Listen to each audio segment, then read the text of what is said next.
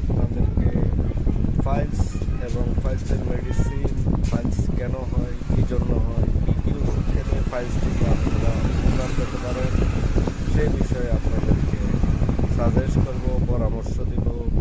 আশা করি আমার এই ভিডিওটা আপনারা সবাই দেখবেন। এই ভিডিওটা দেখলে আপনারা ফাইলস সম্পর্কে অনেক ধারণা হয়ে যাবে এবং ফাইলসের প্রতিকার সম্পর্কে আপনাদের সাধারণ ধারণা থাকবে।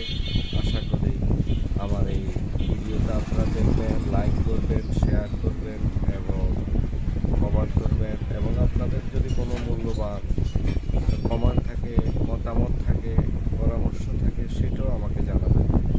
আসলে বায়ুপথে মানুষের অনেক ধরনের ডিজিজ হয়, 5-6টা রোগ হয় বায়ুপথে মানুষের। একটা নাম ফাইলস, আমরা কমন নাম করে থাকি। ফাইলস মূলত যাদের হয় তারাই এগুলা উপলব্ধি করতে পারে, তাদের সিমটম হিসাবে আমরা এগুলাকে শনাক্ত করি, বলি যে এটা ফাইলস, এটা অন্যান্য রোগ, এটার নাম থাকে আলাদা আলাদা।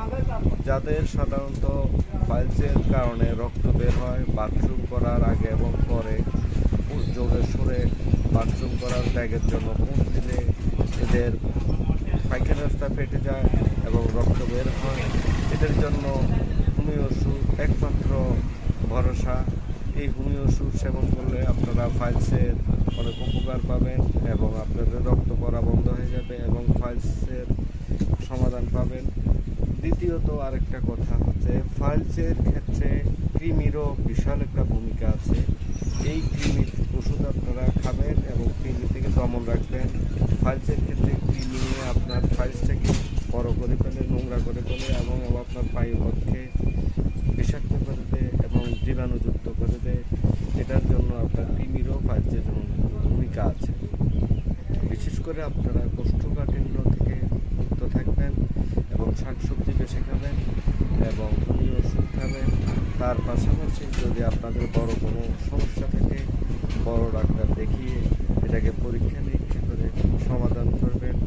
আমাদের এই হোমিও ওষুধে ফাইলসের ভালো সমাধান পাওয়া যায়। আজকে আপনাদের সামনে একটা ওষুধ রক্ত পড়া ফাইলসের জন্য সাজেস্ট করব।